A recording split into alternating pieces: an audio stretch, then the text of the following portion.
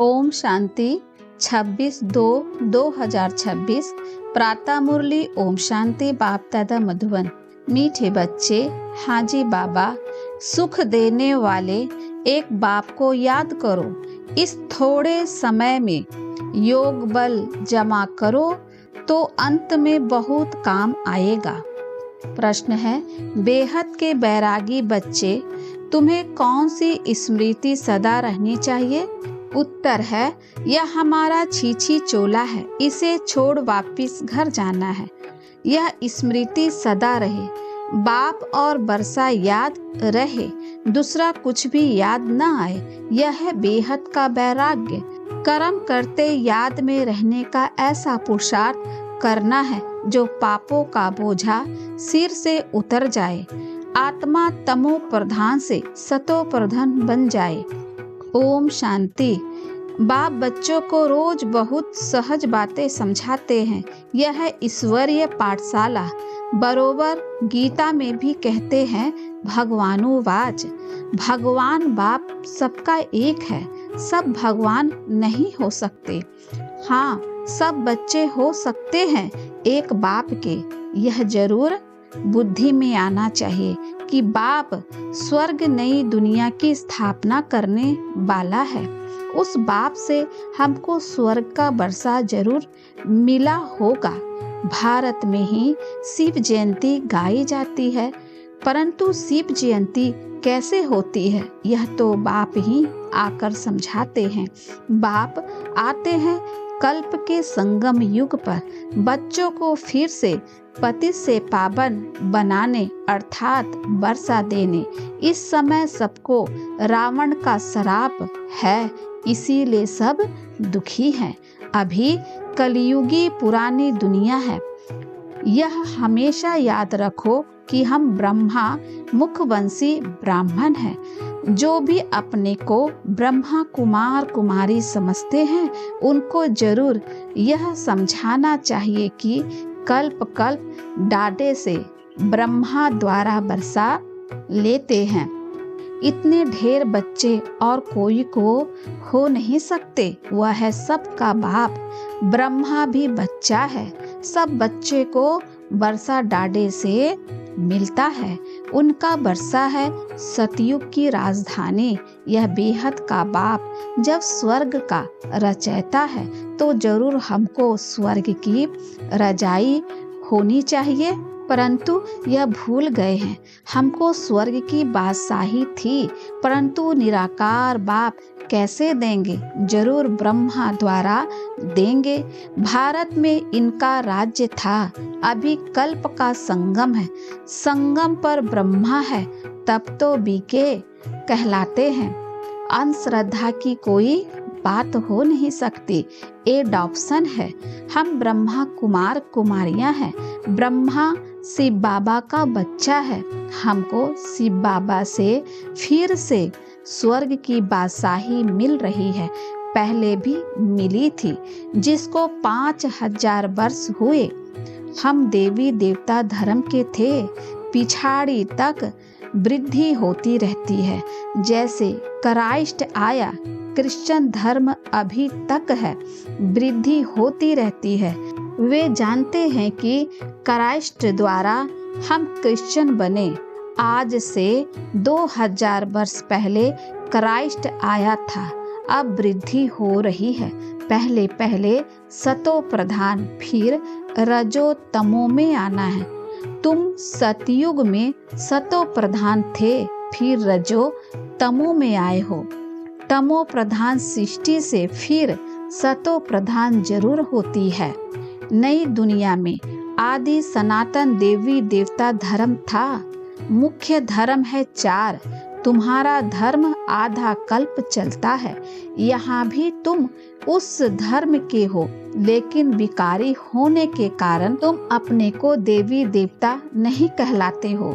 तुम थे आदि सनातन देवी देवता धर्म के, परंतु वाम मार्ग में जाने के कारण तुम पतित बने हो, इसीलिए अपने को हिंदू कह देते हैं।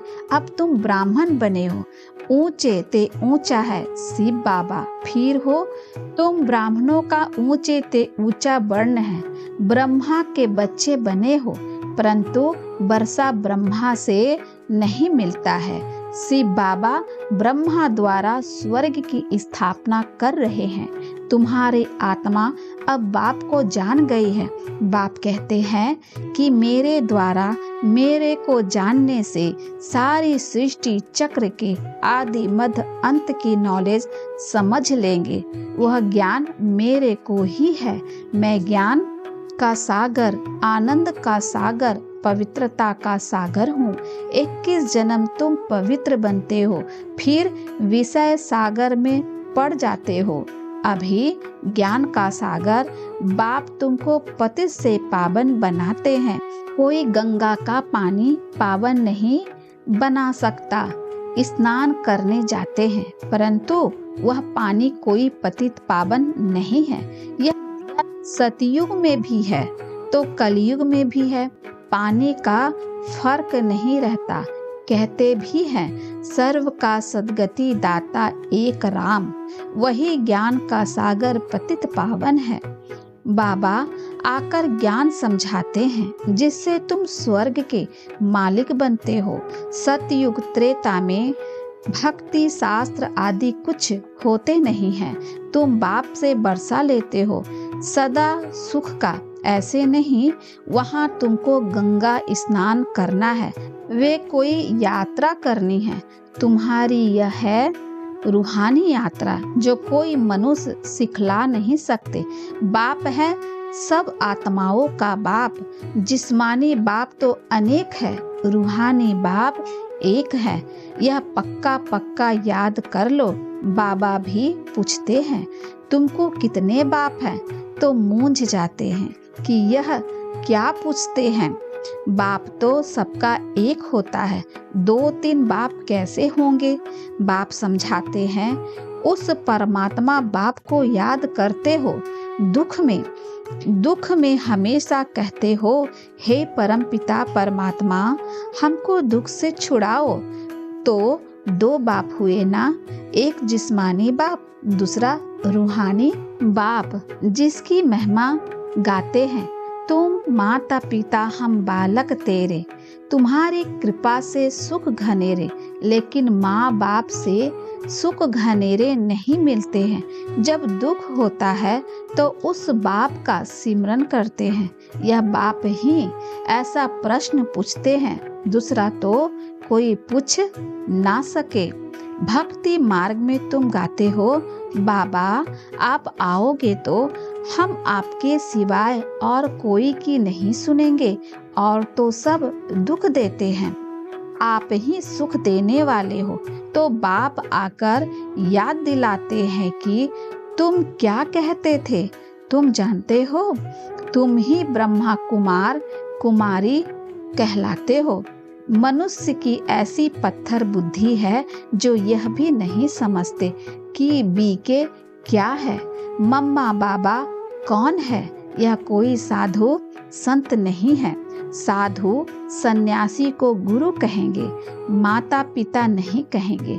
यह बाप तो आकर देवी धर्म का राज्य स्थापन करते हैं, जहाँ यह लक्ष्मी नारायण राजा रानी राज्य करते थे। पहले पवित्र थे, फिर अपवित्र बनते हैं। जो पूज्य थे वे फिर 84 जन्म लेते हैं।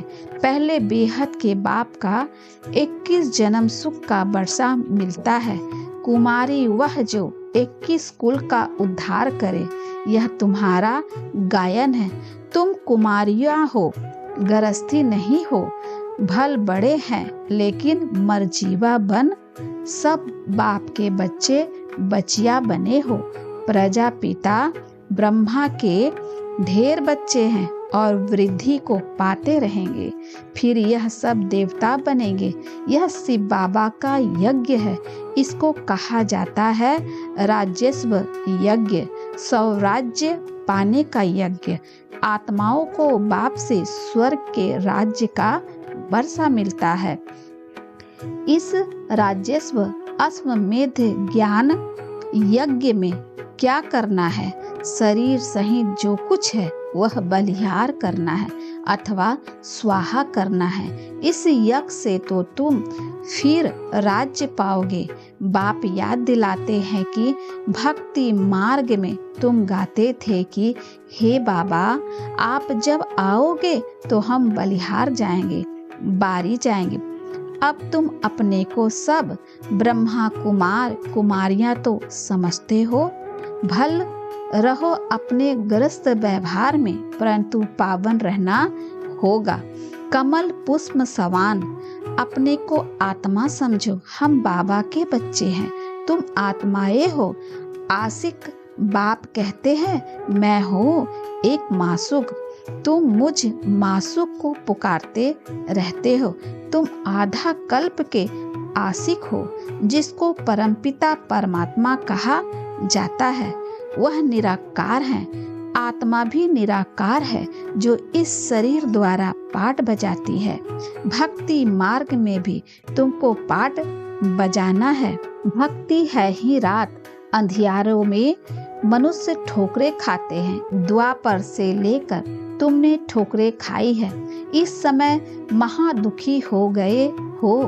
अब पुरानी दुनिया का अंत है। यह पैसा आदि सब मिट्टी में मिल जाना है। भल कोई करोड़पति है, राजा है, बच्चे पैदा होंगे तो समझेगा यह धन हमारे बच्चों के लिए है, हमारे पुत्र पोतरे खाएंगे। बाप कहते हैं कुछ भी खाएंगे नहीं, यह दुनिया ही खत्म होने वाली है। बाकी थोड़ा समय है, विधन बहुत पड़ेगा। आपस में लड़ेंगे, पिछाड़ी में ऐसे लड़ेंगे जो खून की नदियाँ बहेगी। तुम्हारे तो कोई से लड़ाई नहीं है। तुम योग बल में रहते हो।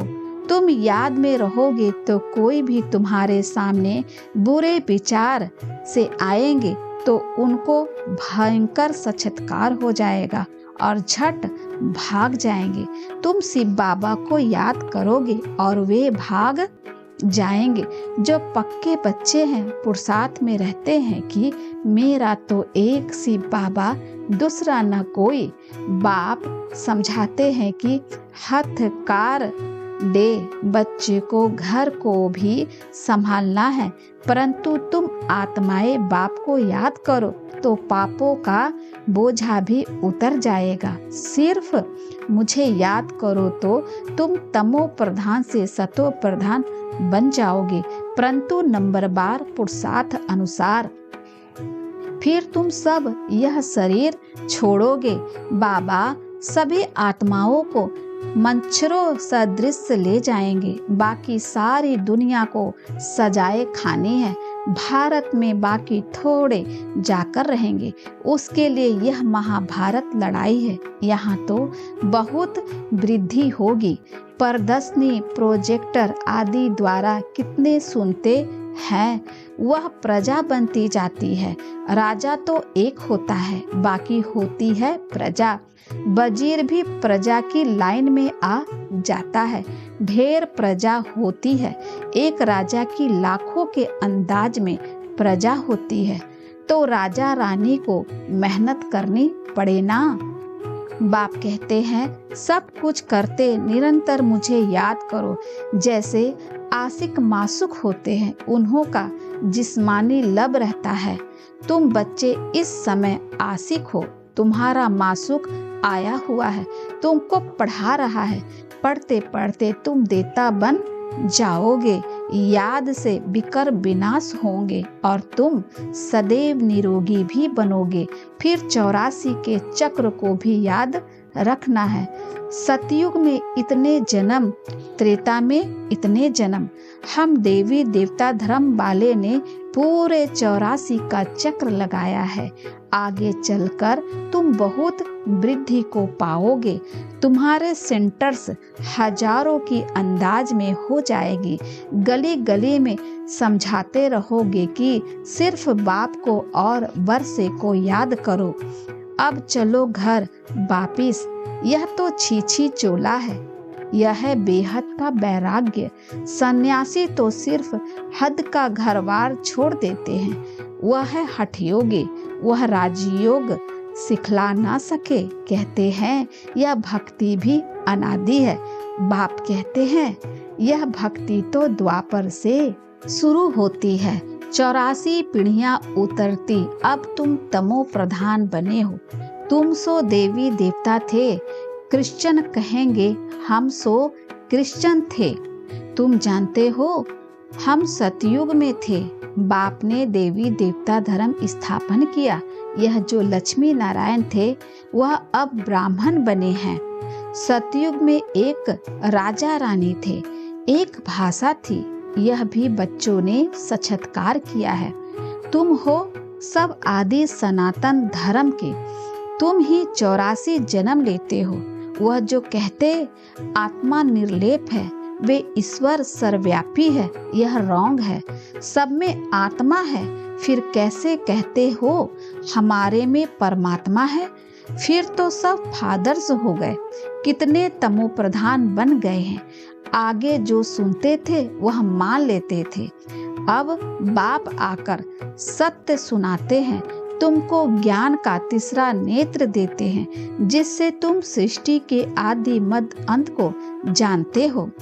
अमर कथा भी यह है, बाकी सूक्ष्म बतन में कथा आदि है नहीं। यह सब भक्ति मार्ग का सैपलिंग है। तुम अमर कथा सुन रहे हो अमर बनने के लिए। वहाँ तुम खुशी से एक शरीर छोड़ दूसरा जाकर लोगे। यहाँ तो कोई मरता है तो रोते पीटते हैं। वहाँ बीमारी आदि होती नहीं, सदैव एवर हेल्दी रहते हैं, आयु भी बड़ी होती है। वहाँ पतित पावन होता नहीं। अब यह पक्का कर लेना है कि हमने 84 का चक्र पूरा किया है। अब बाबा हमको लेने आया है। पावन बनने की युक्तियाँ भी तुमको बताते हैं। सिर्फ मुझ बाप को और बरसे को याद करो। सतयुग में 16 कला संपूर्ण, फिर कला कम होती जाती है। अब तुम्हारे में कोई कला नहीं रही है। बाप ही दुख से छुड़ाकर सुख में ले जाते हैं, इसीलिए लिबरेटर कहा जाता है। सबको अपने साथ ले जाते हैं। तुम्हारे गुरु तुमको साथ थोड़े ही ले जाते हैं। वे गुरु चला जाता है तो चेला गद्दी पर बैठता है, फिर चेलों में बहुत गड़बड़ हो जाती है, आपस में गद्दी के लिए लड़ पड़ते हैं। बाप कहते हैं मैं तुम आत्माओं को साथ ले जाऊंगा। तुम संपूर्ण नहीं बनोगे तो सजाए खाओगे और पद भ्रष्ट होगा। यहाँ राजधानी स्थापन हो रही है। अच्छा, मीठे मीठे सिख लद्दे बच्चों प्रति माता पिता बाप दादा का याद प्यार और गुड मॉर्निंग। रूहानी बाप की रूहानी बच्चों को नमस्ते। हम रूहानी बच्चों की ओर से रूहानी माता पिता बाप दादा को याद प्यार और नमस्ते बाबा, नमस्ते, शुक्रिया बाबा, शुक्रिया। धारणा के लिए मुख्य सार है, पहला, याद का ऐसा अभ्यास करना है जो बुरे विचार वाले सामने आते ही परिवर्तन हो जाए। मेरा तो एक शिव बाबा, दूसरा ना कोई, इस पुरुषार्थ में रहना है। दूसरा, स्वराज्य पाने के लिए शरीर सहित जो कुछ भी है वह बलिहार जाना है। जब इस रुद्र यज्ञ में सब कुछ स्वाहा करेंगे तब राज्य पद मिलेगा।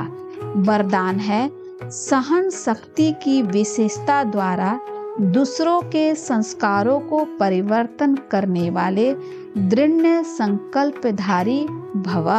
जैसे ब्रह्मा बाप ने ज्ञानी और अज्ञानी आत्माओं द्वारा इंसल्ट सहन कर उसे परिवर्तन किया, तो फॉलो फादर करो। इसके लिए अपने संकल्पों में सिर्फ दृढ़ता को धारण करो। यह नहीं सोचो कि कहाँ तक होगा, सिर्फ थोड़ा पहले लगता है कैसे होगा, कहाँ तक सहन करेंगे। लेकिन अगर आपके लिए कोई कुछ बोलता भी है तो आप चुप रहो, सहन कर लो तो वह भी बदल जाएगा। सिर्फ दिल शिकस्त नहीं बनो। इस स्लोगन है, संगम पर सहन कर लेना, झुक जाना, यही सबसे बड़ी महानता है। ये अव्यक्त इशारे एकता और विश्वास की विशेषता द्वारा सफलता संपन्न बनो। बाप दादा चाहते हैं कि बच्चों की पहले साथियों में, सेवा में, वायुमंडल में एकता हो, फिर एक बल, एक भरोसा, एक मत हो, तब सेवा में सफलता मिलेगी। जैसे नारियल तोड़कर, रिबन काटकर उद्घाटन करते हो, ऐसे एक मत, एक बल, एक भरोसा और एकता की रिबन काटो और फिर सर्व के संतुष्टता संपन्नता का नारियल तोड़ो। यह पानी धरनी में डालो, फिर देखो सफलता कितनी होती है। अच्छा, ओम शांति।